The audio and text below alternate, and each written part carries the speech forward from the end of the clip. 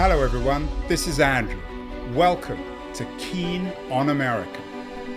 On July 4th, 2026, America will be 250 years old. An anniversary that will, no doubt, be greeted with a mixture of celebration, contemplation, and resignation.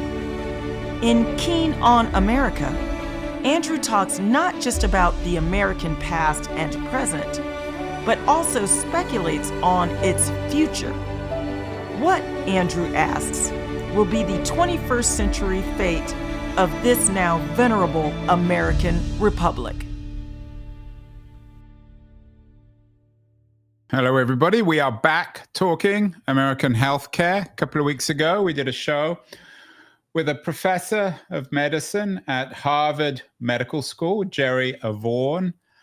An interesting conversation, I thought. He has a new book out, Rethinking Medications, Truth, Power, and the Drugs You Take. It's a critique of Big Pharma and the way it's exploiting American patients. And today, we're staying on the same side of the river in Boston because Harvard Medical School is on the Boston side, the Boston University side. And our guest today is the interim dean at Boston University Medical School, Michael, or actually not medical school, the dean, the interim dean of at the School of Public Health at Boston University, Michael Stein. He has a new book out, A Living Working Class Americans Talk to Their Doctor. And Michael is joining us from the campus at BU in Boston. Congratulations, Michael, on the new book. What kind of state is American medicine in? And we do so many shows, and it's always so dire, and so often the vision is dire from the inside. Another of our frequent guests on the show is my old friend Robert Pearl, who used to run Kaiser Permanente. His book, Uncaring, How the Culture of Medicine Kills Doctors and Patients, was particularly dire. It perhaps can form a trilogy with your book and Vaughan's book. Is American healthcare in the miserable state that it appears to be? Yeah, well, the book, good to see you again. Thanks for having me back.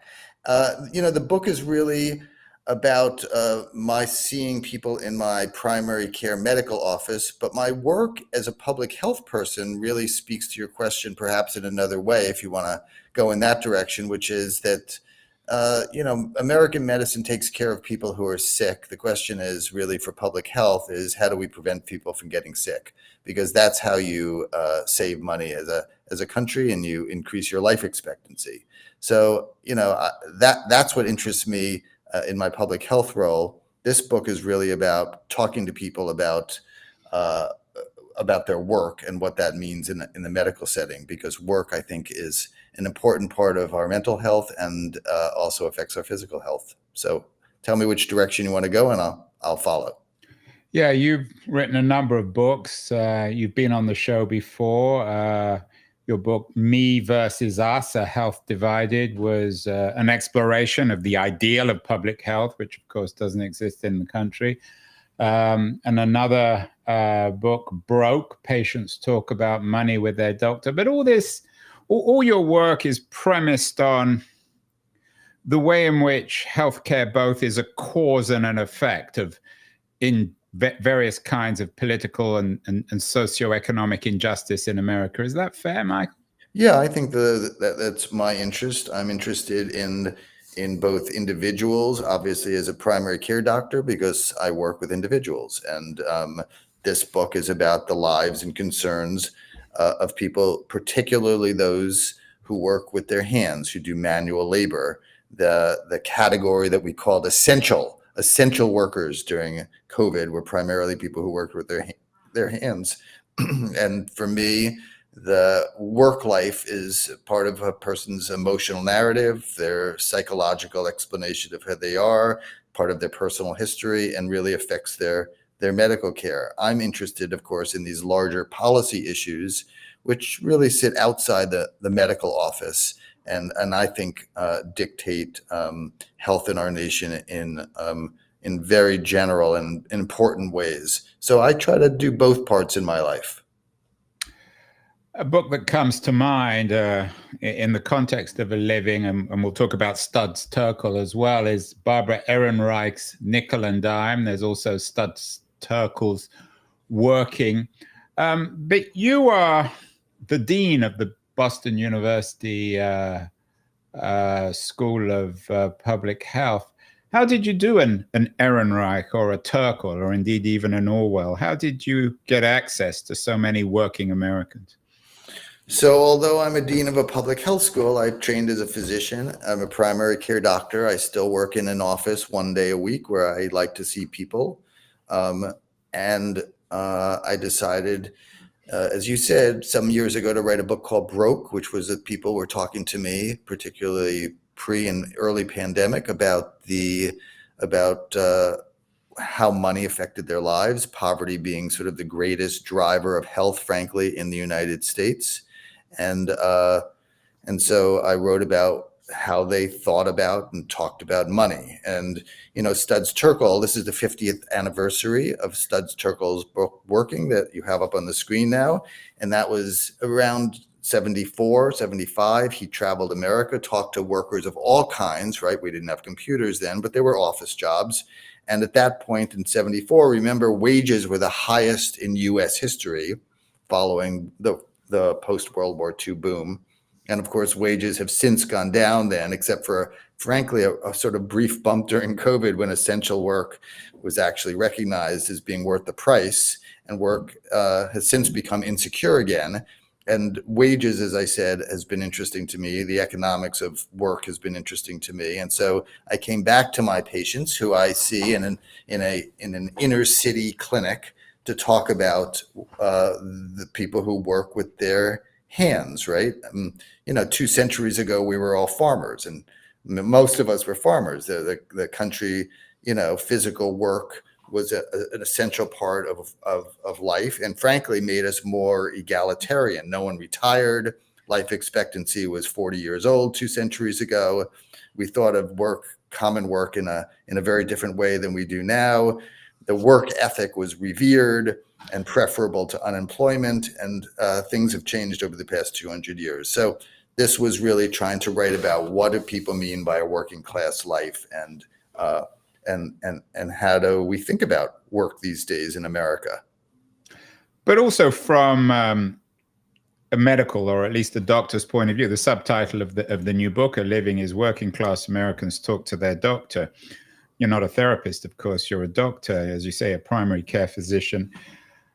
Michael, most people, when they hear of this project, would assume one of two things. On the one hand, working class Americans, because they're working physically, are in pretty good health. They're on their feet all day. They work out. On the other hand, of course, they're casualties of so much of the problematic nature of contemporary America. Are either of those generalizations fair, or is it hard to actually make medical generalizations about working class America? I think it's hard to make generalizations. I think at the population level, which is where a public health person works, we know that, for instance, just to tie it to a problem that your listeners are well aware of, is that we've had an opioid epidemic. Well, opioid overdose rates are highest among those occupations with the greatest physical work demands. And those happen to be occupations that also have the least access to paid sick leave. So right there, people, you see a bunch of things happening. You see the reasons why people come to medical offices. You see social policies like paid sick leave, which we don't have in the United States, that keeps people in work. They work through their pain. They took opioids, and we've had an opioid overdose problem in America. And so I think these things are all tied together. Obviously, there are many forms of physical work, and some of it is, really quite bodily damaging. And I don't spend a lot of time in this book really talking about it. There's only so many times you could talk about how being a mason and working on your knees all day affects your arthritis. More interesting to me are sort of the effects on how you think about yourself, how you think about your identity, what you believe about work, what you believe is good, what the sources of pleasure of work are, and not just the pain of work. So work is deeply meaningful, and I'm lucky enough to be in a primary care office with people I see year over year, and I have the time to spend hearing about not just the problem that brought them in that day, but actually about the work that occupies most of the hours in the 99% of the time that they're not in my office. So I have a very lucky position to do that. And people use work for all sorts of things, as you know, right? I mean, the typical things that my people say is if you ask them, why do you work? They say, well, for the money, obviously. But people work for lots of reasons, right? They work to make friends. They work to exert power over other people. They work to avoid certain people. They work for lunch hours where they can meet people. They work because they get bored at home. They work because they want to stay away from their homes. They work to learn new things, et cetera, et cetera. So people work for routines and for rituals and to be part of something greater than themselves and to be part of a community. Work defines them socially. And I think they wait for a paycheck, but they also work for all sorts of reasons. And so this book is really about how each of us, and particularly these people who have quite hard jobs, think of this work, which becomes over time for almost everybody in my office, deeply meaningful work, even if they're making minimum wage.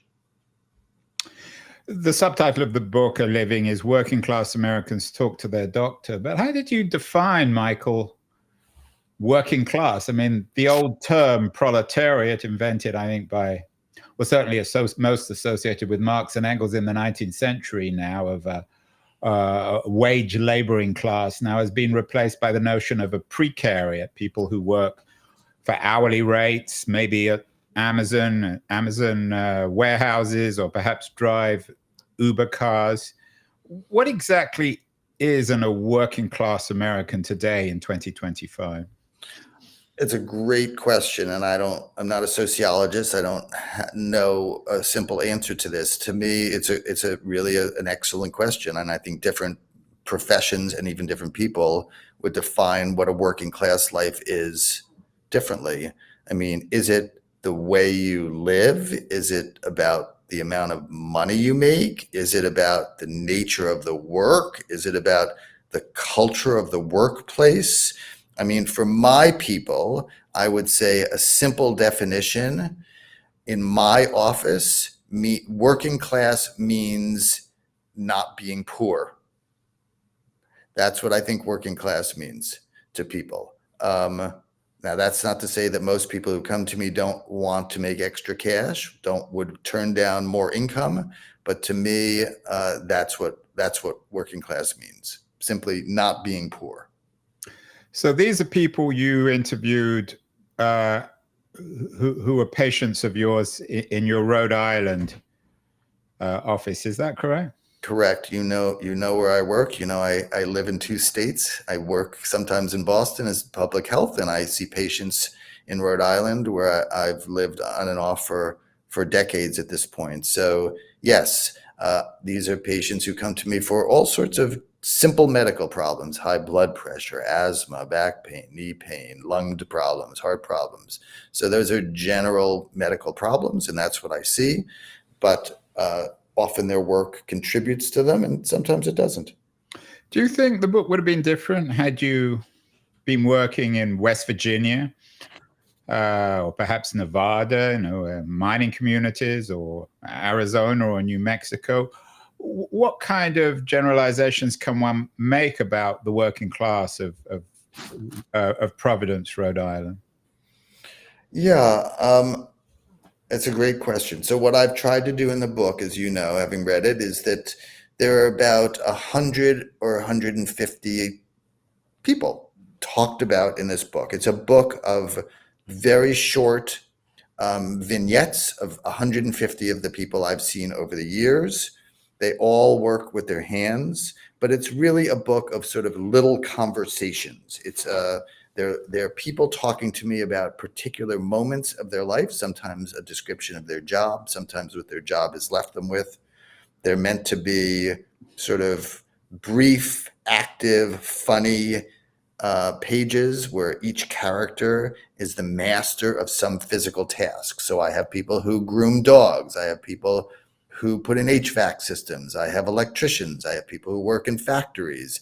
I have people who are masseuses. I have waiters. I have a variety of people who make sailboats, people who pour driveways.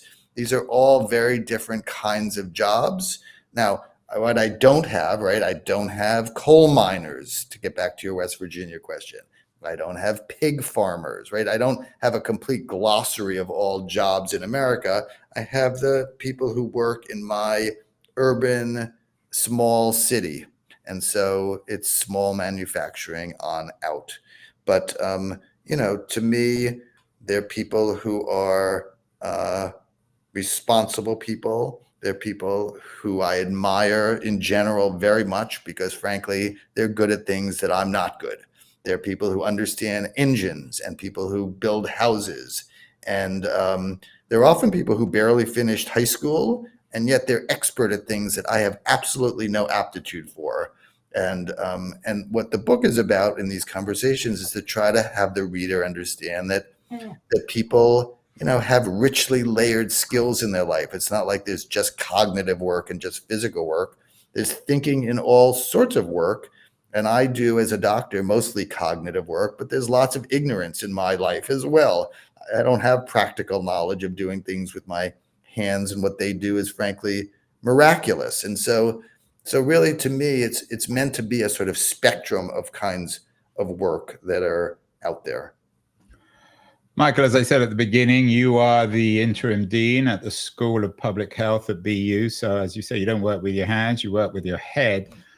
And we've done many shows also about the crisis of American universities becoming increasingly expensive, inaccessible, and a lot of people don't feel they get their money's worth. And many people now are graduating from top schools like BU and Harvard and aren't getting jobs.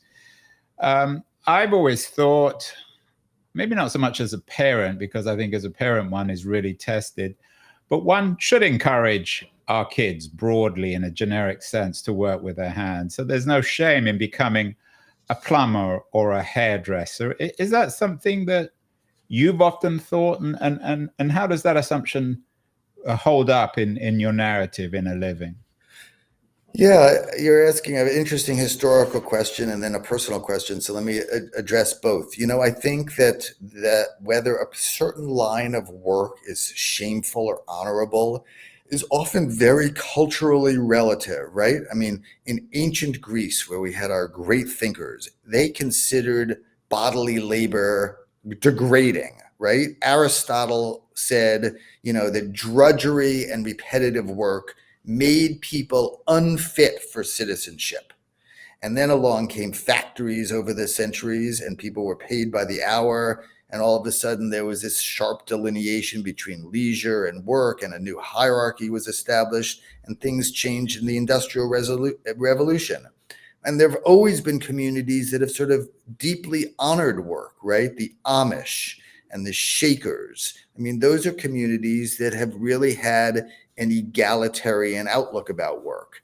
And I think that we should understand that lots of work have lots of dignity, and that a healthy democracy, that enables each of us to contribute in some way to the common good and win recognition and hopefully income for doing so, is wonderful. We're at this moment, as we're at this very odd moment, right? Which is this sort of cultural idea in 2025 America of bringing back manufacturing to America, right?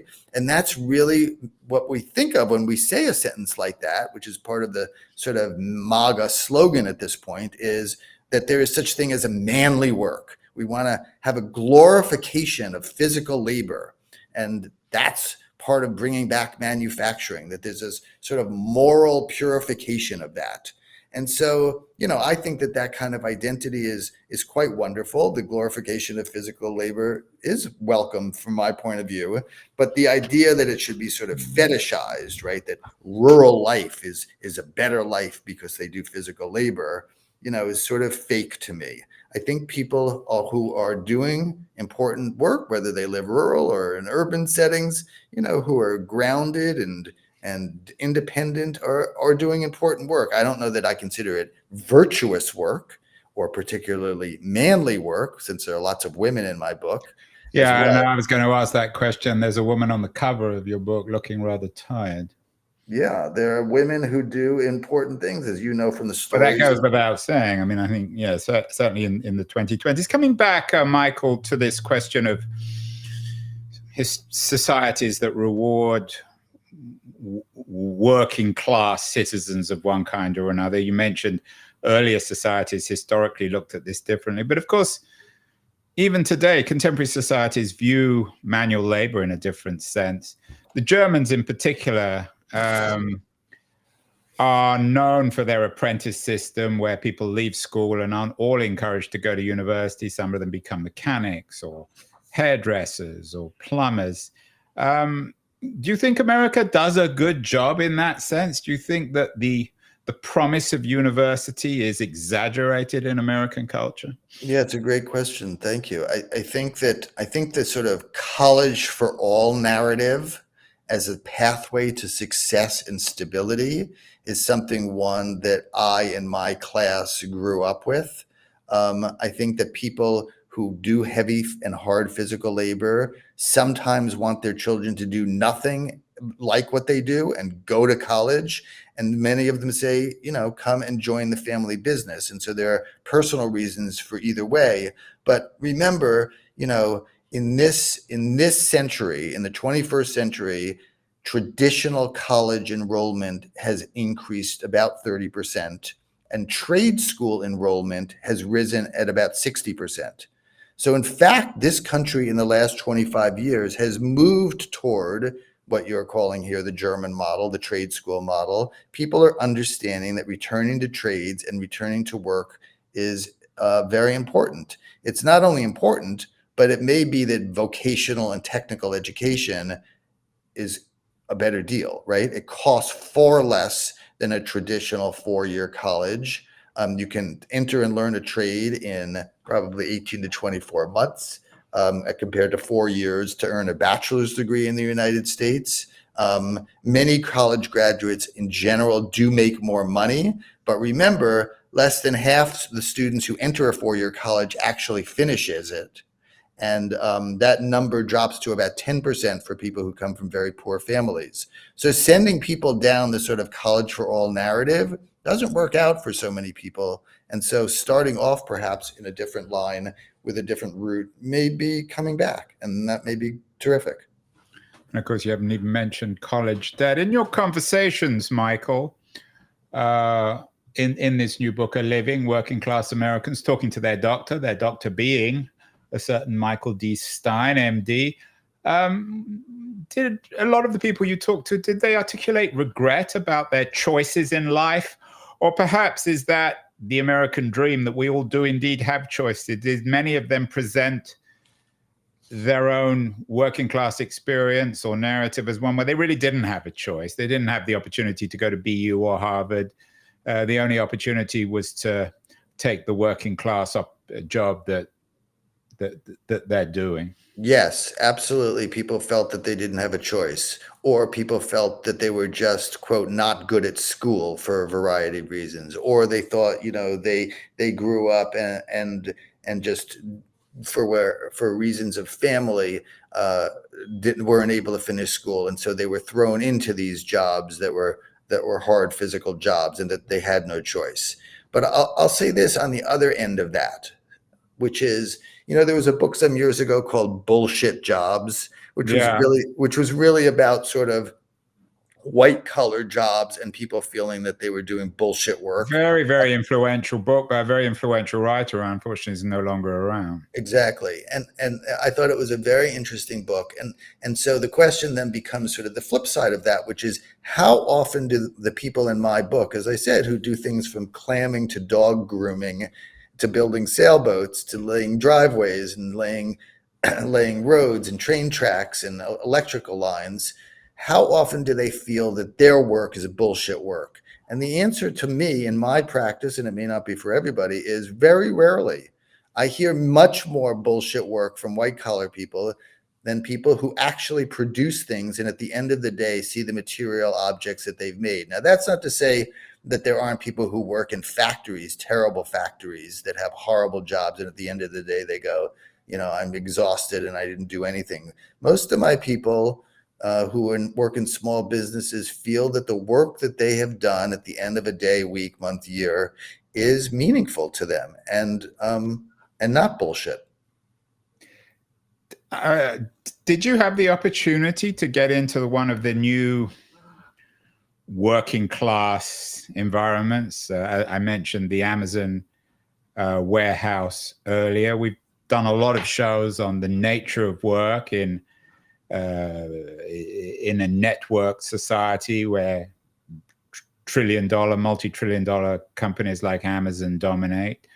I'm not sure. Is there an Amazon warehouse in Providence?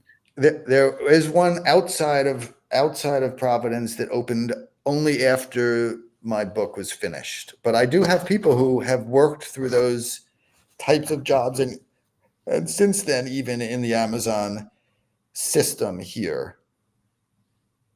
And did they articulate the same relatively positive attitude towards their work day as the other people interviewed in the book? I have a small sample of that, and they've been quite discouraged. They felt that Amazon hired them, worked them to the bone, paid them reasonably well, and as soon as they were about to get bonuses or raises, laid them off, and that the system was built around trying to hold down as much cost as they could, and they felt that was not fair. So my experience with the small number of people who have worked in the Amazon of Rhode Island, that's been the feeling. So that's rather chilling. What about the dignity of work? One of the problems, it seems to me, I haven't worked in Amazon, fortunately, and I hope I never will in one of their warehouses. But one of the critiques, we've done books with people who have worked there or have analyzed, the same is true in some ways of Walmart, but certainly Amazon, is that these people are watched all the time. It's a big data kind of job where some algorithm is determining the productivity of these people. They're watched all the time. They don't have a minute off to chat to the people they're working with. Did the working class Americans who you talked to, did they talk about the dignity of work and the way in which their employees enabled that dignity? I don't know specifically that group spoke about it, but I think anybody who's doing work that feels dirty or particularly exhausting or absolutely tedious and repetitive and unpleasant, and any number of other descriptors that give you good reason to avoid it, including being, monitored constantly and checked, et cetera. And it's obviously not there. It could be a waiter in a restaurant, and that could happen. People who work in all sorts of factories have that feeling. Those unpleasant jobs are typically found, completely unrewarding. So certainly if you're able to produce products that are important to people and you can convince yourself of that. So for instance, during COVID, I had somebody who worked in a factory producing masks, and their job was literally trying to staple the rubber band that keeps the mask to your face into these masks. They worked for a particular company that had a factory that did that. And although this was, they felt, deadening work and hard work in a certain way, they also thought at that moment that it was important work. And so there's solace in all sorts of jobs that partly make up for the hardness and the toughness of that work. Michael, you talked about waiters. I wonder, Trump, I want to turn this into another Trump conversation. You brought up MAGA earlier, but one of his attractions, I think, certainly to quote unquote working class Americans, was that he was going to do away with the tax on tips. But I wonder if you compare, for example, the typical American waiter with the French waiter. I'm guessing that the French waiter is tipped much less, but the French culture is one where people have a great deal more respect for waiters. The culture gives those waiters respect. Doesn't mean that all French waiters are necessarily polite or good at their job. But is that one of the problems with America, is that a lot of these working class jobs are so looked down on that whatever you pay them, whether or not you enable tax-free tipping, the problem is a sociocultural one rather than an economic one? I think that's an acute insight. Yeah, I think that these things are absolutely cultural. They're absolutely rewarded not only monetarily, but by the respect of customers and respect of employers. And that when that doesn't happen, people are distressed, as they should be. Absolutely. So what did you learn, Michael? I mean, I take your point that it's a series of vignettes, but you must have got some lessons about how to give more dignity and respect to working class Americans who you clearly respect, who you wanted to give dignity to. What lessons, broad lessons, generalizations can we take from your new book, A Living? Well, a couple of things, I guess I would say. I would say one is that talking to people about their work is interesting. I mean, people often will not talk about their work. They'd rather talk about television or barbecue or their favorite movie or this local sports team that's doing well, etc. So I think simply spending time and understanding what people actually do brings out a lot of passion in people, and it is what they spend most of their waking life doing. And trying to speak to them about that, which I have the opportunity to in my work sometimes, is important in all social gatherings. It's a way to really get to meet people and understand who they are, what's important to them, and give you a good sense of them. I think that's important. I think at the moment, and I can't say that I wrote my book thinking of this, but I do think with the sort of coming of AI that that when computers are able to read, write, understand data, consume large amounts of information, analyze, synthesize, etc., that knowledge workers, of which I'm one, should really develop a certain new humility at this point. I think we should understand what's about to happen to us, and that in some ways this notion of physical workers undervaluing themselves and we undervaluing them is about to be flipped on its head a bit, right? That I think that the jobs in some ways that are going to be secure for a while are ones that in fact use our bodies as much as our minds, and that it's going to be hard until we have very advanced robots to have robots who do pouring cement and fixing radiators, etc. So I think that there's about to be a sort of flip in our sort of sense of humility and perhaps even our sense of job satisfaction and control of one's life. And I think that's a sort of cultural moment that I may have caught here talking to these people, that there's something about to happen in this world, and these people who we've often culturally looked down on or suddenly might be able to look up on. I think that that's important.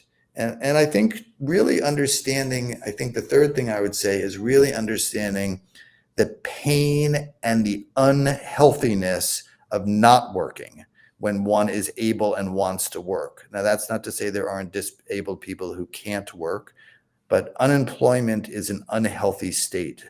If you look at the death rates in cities where a car factory suddenly closes, they increase. And there is that work, while we think of particularly for physical labors, it can hurt our bodies, it also heals people in very important ways. And I think recognizing that the loss of work, particularly physical work, is really disruptive and hurts people badly.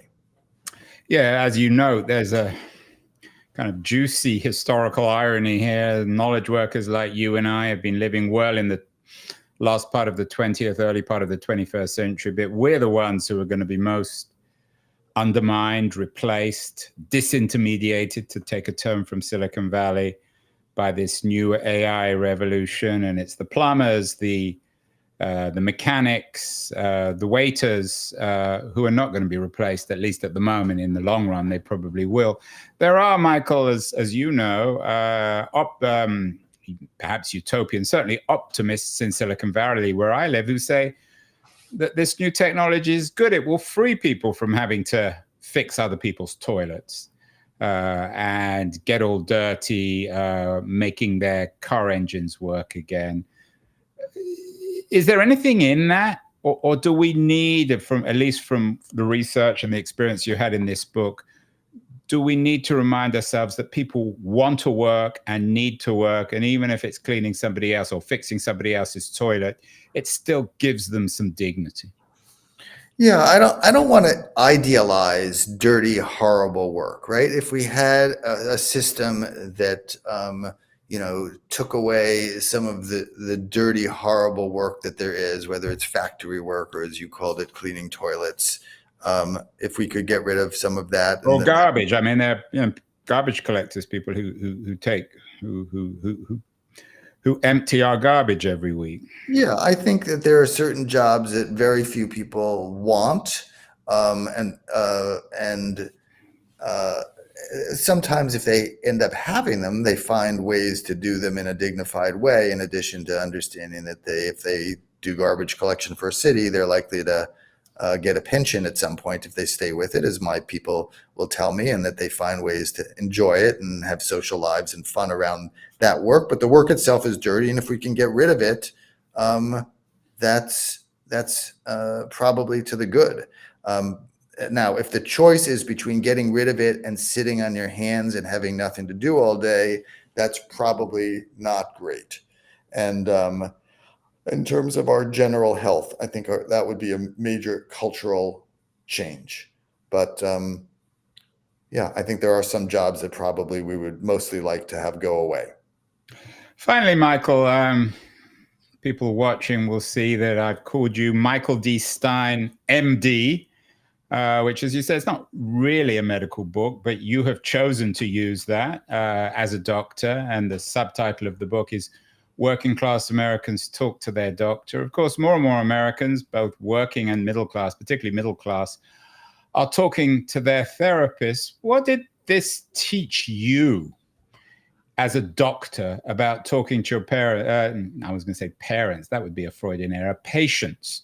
Robert Pearl, for example, in his book, talks about the breakdown in the relationship between doctors and patients. What are the lessons for the healthcare industry and for doctors like yourself about these kinds of conversations you had with your patients? Should you be talking more about sometimes even non-medical subjects? Well, you know my feelings about that, so thank you for that softball question. I mean, my feeling is that we live in a mostly corporatized medical world at this point. I, like many other doctors, are put on a 15-minute schedule, and we have to find ways to talk about things that are meaningful to patients when we can. Now, that's not to say if you walk in with a sore throat that I shouldn't attend to your sore throat first before talking about the dignity of your labor, right? I mean, there are things that doctors have to do. You come in and ask me for a service.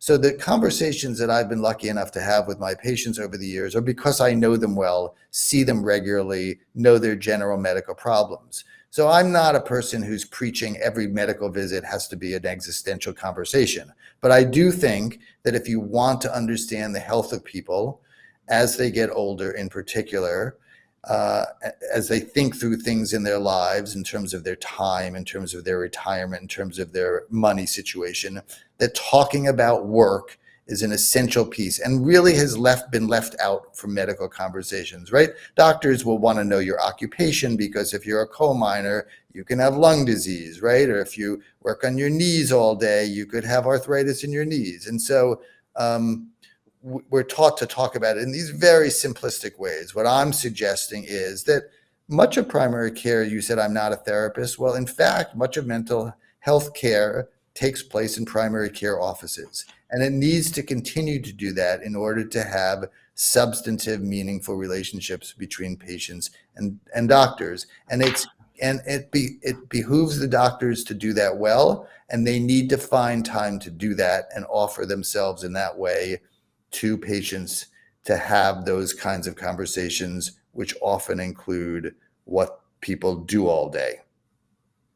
Yeah, and I respect the nobility of this enterprise and your work, Michael, but there is a finally a kind of depressing element to this, in the sense that clearly you're an excellent primary care physician. You've written a book about it and your relationship with patients.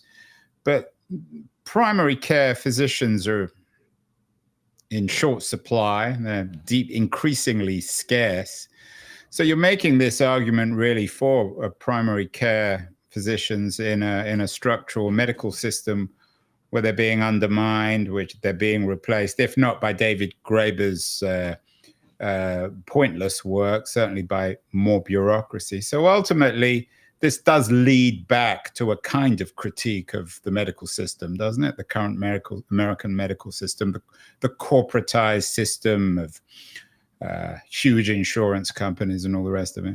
Yeah, I think we should be critical of the medical system for all sorts of reasons. Again, to me, as a public health person, to return to that point, because we spend way too much money, frankly, on medical care and not enough on public health care, which actually keeps people away from medical care, number one. Number two is, primary care doctors are in short supply and are somewhat being substituted by what are called now, unfortunately, physician extenders, right? Physician assistants, nurse practitioners, et cetera. They're doing more and more primary care, as I would say, along the way. And this book is for them as well, right? It's for people to talk to patients, to understand, to reflect on their conversations with patients, to think about what people do and perhaps ways of talking to them in short ways, and really to help people. This book is not written as a how-to guide for doctors or nurse practitioners or physician's assistants. It's written as a sort of a view of America in 2025, a view that we should understand people to have. Remember, if you look at Congress, about 1 or 2% of all Congress people have ever had a job that required physical labor. So they're all talking about things that they know nothing about. Perhaps they want to spend some time, our Congress people, talking to people who do physical labor as well. But is this a critique of American medicine? Yeah, I've written other books that have been more of a critique of medical medicine than this, right? Me Versus Us is a book that really says we have just disinvested in public health and overinvested in medicine. And what do we have? We have a life expectancy that's, well down our peer country list of life expectancy or taking care of our patients' needs. So, I've written about that in other places. This is really more for, in general, to remind people of the dignity of work. And I happen to have the honor of being in a job where I get to hear about that. I keep on saying the final question, and it's never the final question, but this really is the final question, Michael. We're doing this interview online. You're in your Boston office. I'm at home in San Francisco in my studio. I assume the vast majority of your conversations were done in person. What did this project teach you about the experience of physically talking to people as opposed to Zoom calls? Of course, during COVID, everything went online. Is the value of, this is a book about conversations between you and working class Americans, done in the tradition of people like Studs Terkel, of course, who did all his interviews in person, and Barbara Ehrenreich, Barbara Ehrenreich, not a great fan of the internet. Did this teach you that conversations should be done in person? That's a great question. So, the option you're saying is in person versus what we now call telehealth, which is obviously doing things online. During COVID, when I did a lot of telehealth and some in person, telehealth was interesting, right? Telehealth allowed me to take a tour on their computer of their house. And I do some home visits, but not very many. So to see where somebody lives, to hear what's happening outside their window, to see who's in the room, to see if they hoard things or have rugs on the carpet that they slip on, is a very interesting thing. So I wouldn't say that telehealth is valueless. I think it's quite valuable. Do I prefer to see people in person? Yeah, you get a lot of gestures. You see how they walk in. You see much more of their physical aspect. Of course, you can do exams, which are necessary as well in person that you can't do, which are quite comforting to people as well as important to sort of diagnosis. So I'm a believer of mostly in-person visits, but I don't think that seeing into a person's home, however you can do it, is unimportant. Well, there you have it. My conversation with Dr. Stein. Was it free, Michael? Do I have to pay for this? You absolutely don't, but you can have me back again, and that would be wonderful. Well, if everyone wants to contribute to Dr. Stein, they need to pick up his new book, an important new book, A Living Working Class Americans Talk to Their Doctors. It's already coming with some great blurbs from people like Tracy Kidder and Bill McKibben, big hitting writers and thinkers. So congratulations, Michael, on the new book, and we'll get you back on the show. You've always got something interesting to say. Thank you so much. Thanks for having me. Great to see you again. Can I step on the scene? I'm ready to attack. Andrew Keene. Yeah, he's the one to bash. Asking questions, no filter, just keeps on grinning. He is the man who's got the whole crowd spinning. Money, fame, success, it's all in his sight. He'll dig deep, expose you with all his might. No sugarcoating, he'll cut right through. Andrew Keene, he's the one to spew. Yeah, he's an expert.